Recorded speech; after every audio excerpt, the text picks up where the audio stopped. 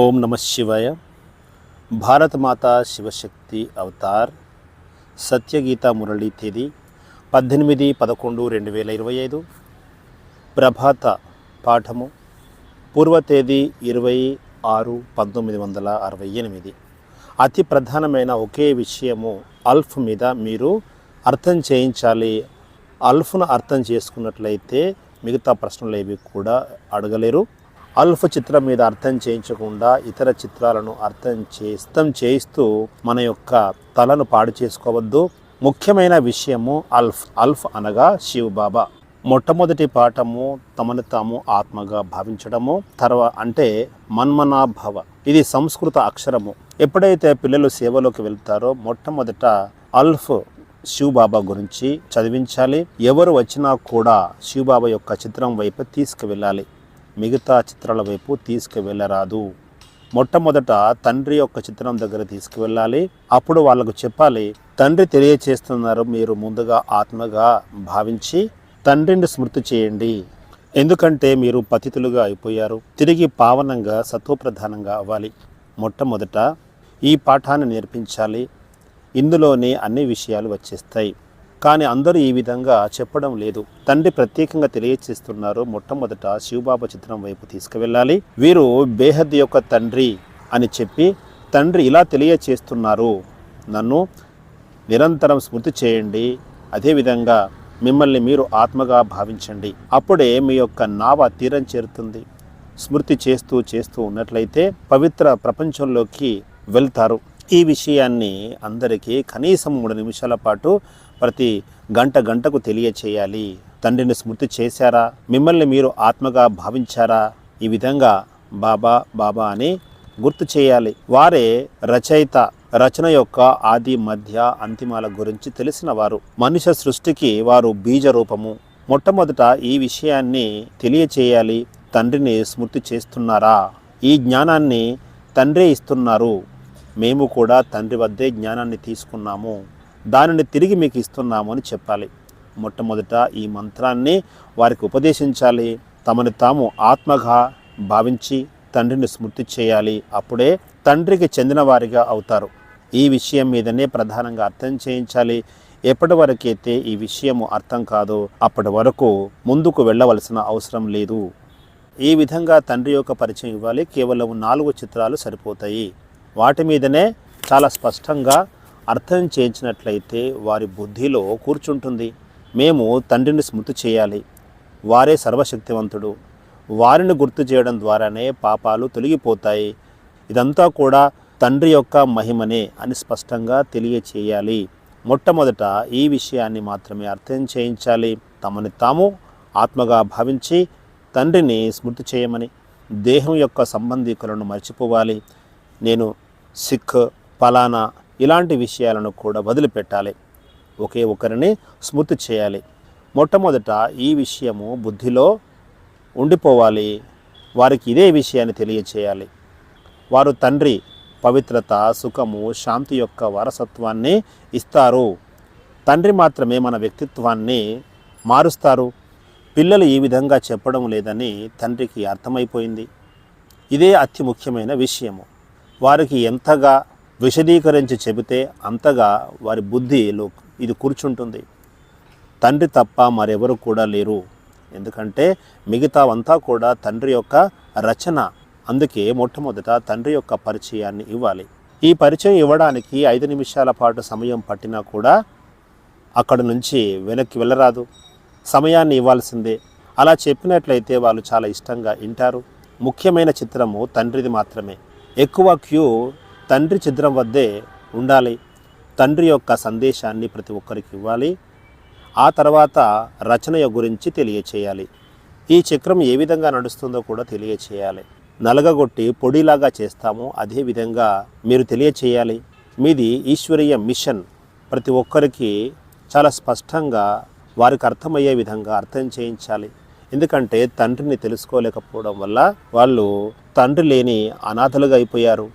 తండ్రి యొక్క పరిచయమే లభించడం లేదు.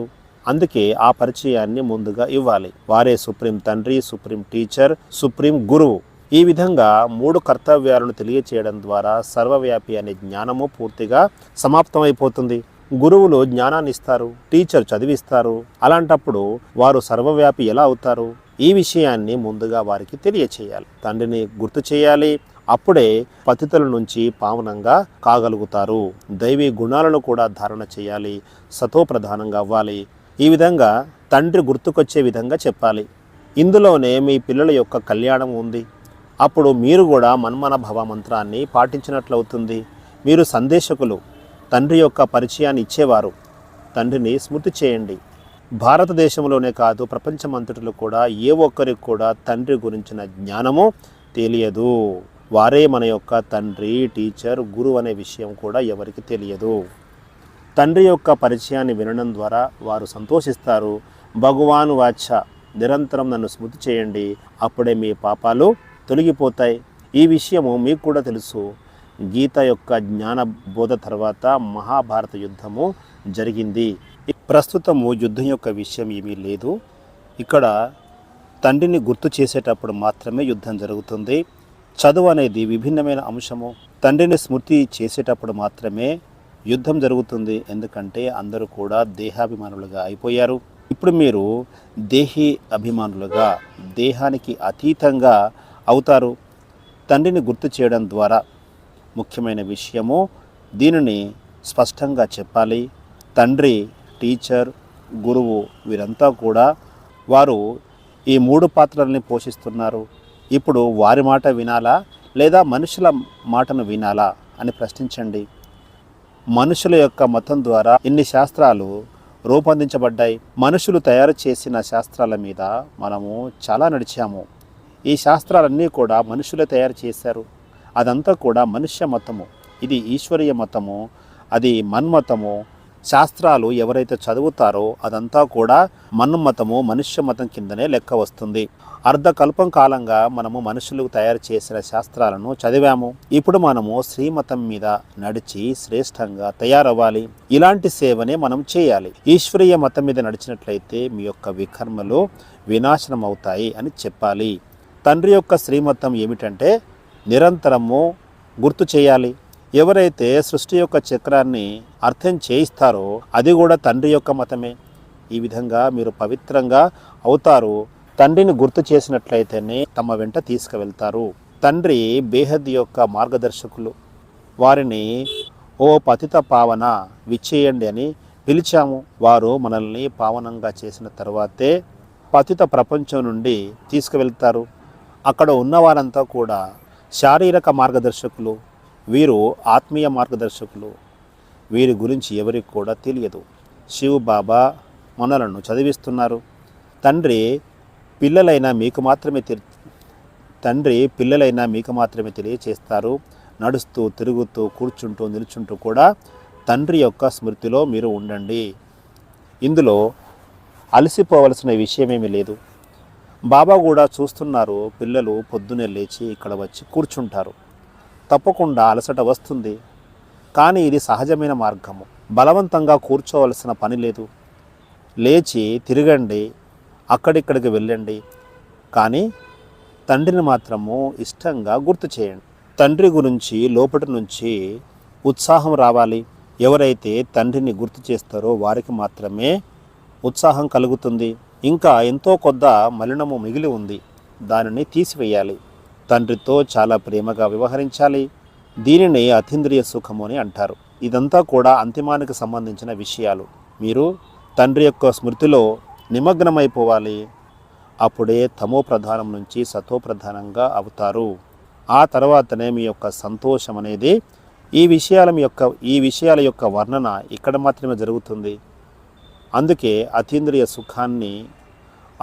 సుఖం గురించి తెలుసుకోవాలంటే గోపీ వల్లభుని పిల్లల్ని అడగమని అంటారు. వారికి భగవంతుడు చదివిపిస్తారు. భగవాను వాచ, నన్ను గుర్తు చేయండి. తండ్రి యొక్క మహిమను తెలియచేయాలి. గుర్తు చేసినట్లు వారసత్వం లభిస్తుంది. వారసత్వం ఇచ్చేవారు ఒకే ఒక తండ్రి మాత్రమే. గురువుల ద్వారా ఎలాంటి వారసత్వం లభించదు. సద్గతి యొక్క వారసత్వము తండ్రి ద్వారానే లభిస్తుంది.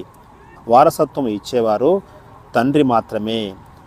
అందరికీ తప్పకుండా వారసత్వం లభిస్తుంది. ప్రతి ఒక్కరూ కూడా శాంతిధామానికి వెళ్తారు. ఇదంతా కూడా మీ యొక్క బుద్ధిలో ఉండాలి. మేము తండ్రి ద్వారా సద్గతిని పొందుతున్నాము. శాంతిధామము, సుఖధామము దేనిని అంటారు? ఇది కూడా మీకు అర్థం చేయించడం జరిగింది. శాంతిధామములో ఆత్మలందరూ కూడా నివసిస్తారు. దానిని స్వీట్ సైలెన్స్ హోమ్ అంటారు, టవర్ ఆఫ్ సైలెన్స్ కూడా అని అంటారు. దానిని ఈ కళ్ళతో చూడలేము. విజ్ఞాన శాస్త్రం అంతా కూడా అహంకారంతో కూడుకున్నది. ఏదైతే ఈ కళ్ళతో చూస్తున్నామో అదంతా కూడా దాని చుట్టే మన మనస్సు పరిగెడుతుంది.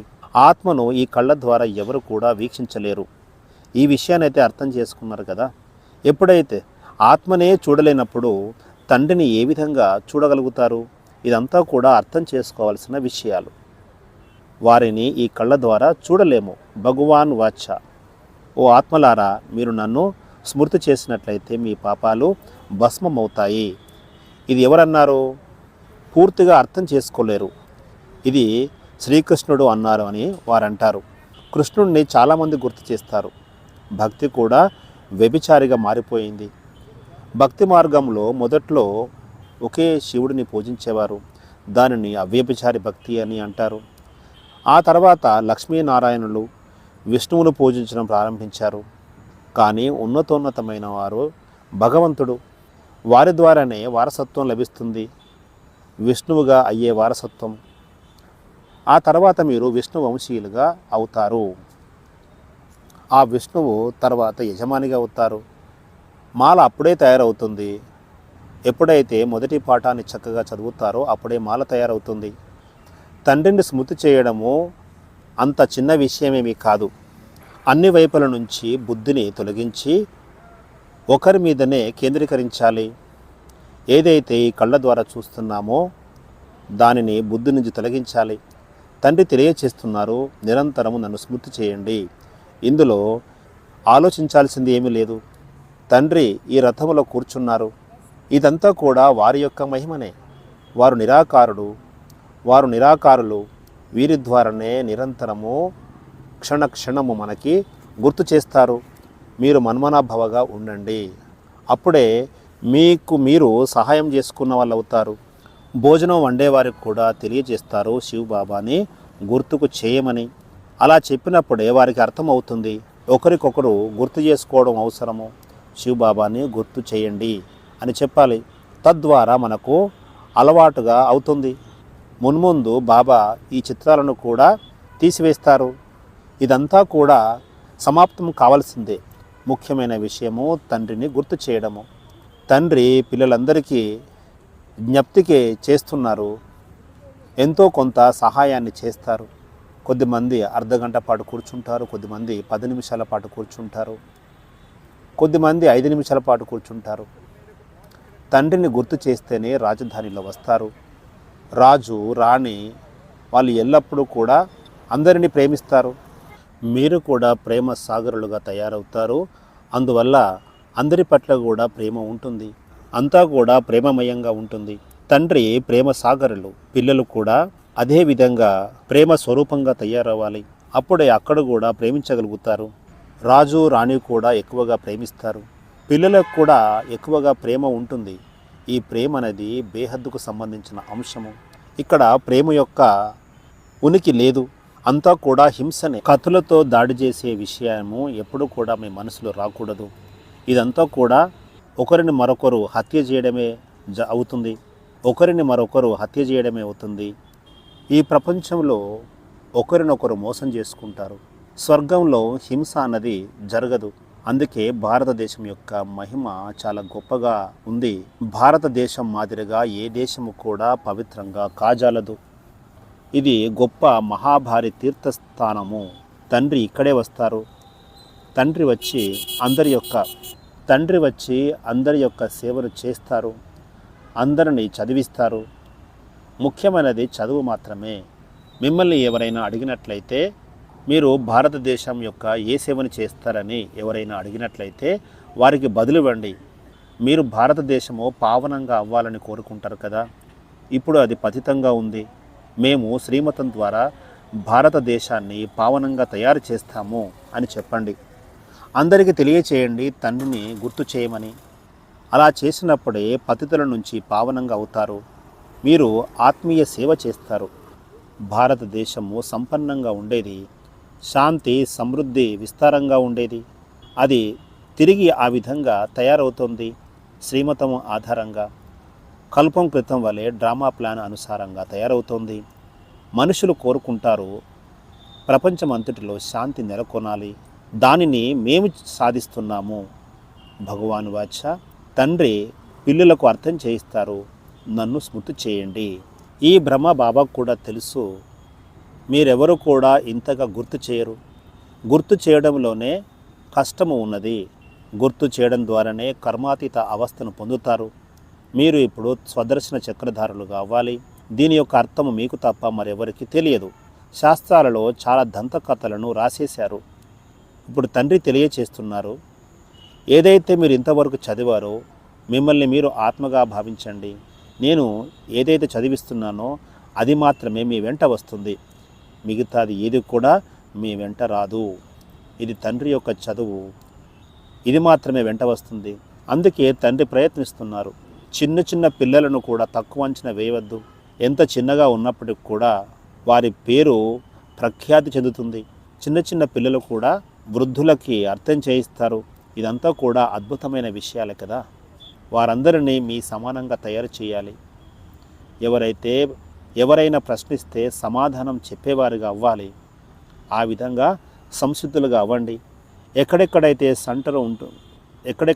సెంటర్ ఉంటుందో, మ్యూజియం ఉంటుందో అలాంటి వారిని అక్కడికి పంపించాలి.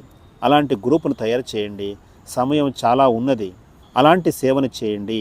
పెద్ద పెద్ద వృద్ధులకు కూడా ఈ చిన్నపిల్లలే కుమారీలు అర్థం చేయించగలుగుతారు.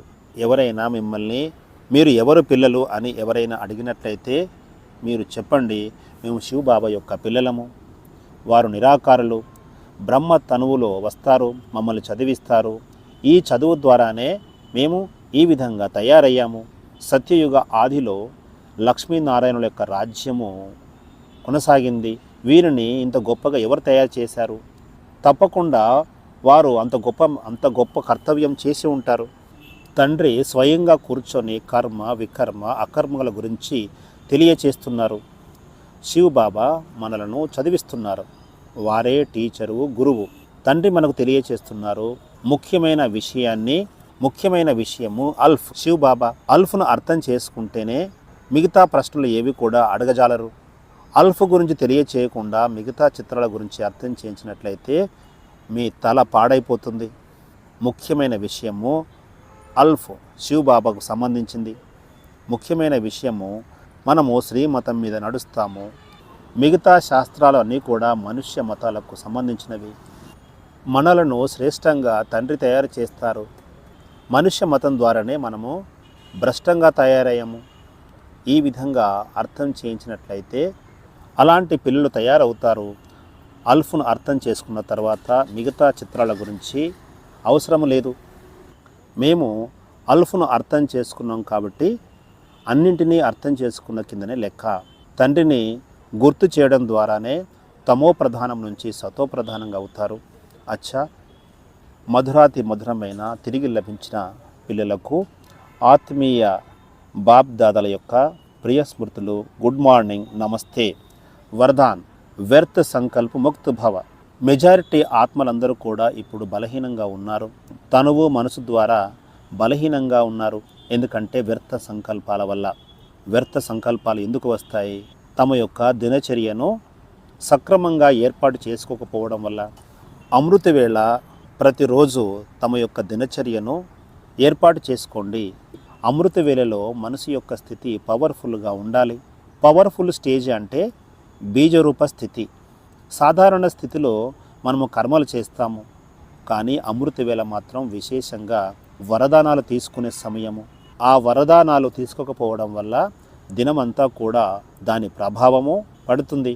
అమృత వేళను పవర్ఫుల్గా తయారు చేసుకోండి. తద్వారా వ్యర్థ సంకల్పాల నుంచి ముక్తి పొందండి. ఓం నమః శివాయ.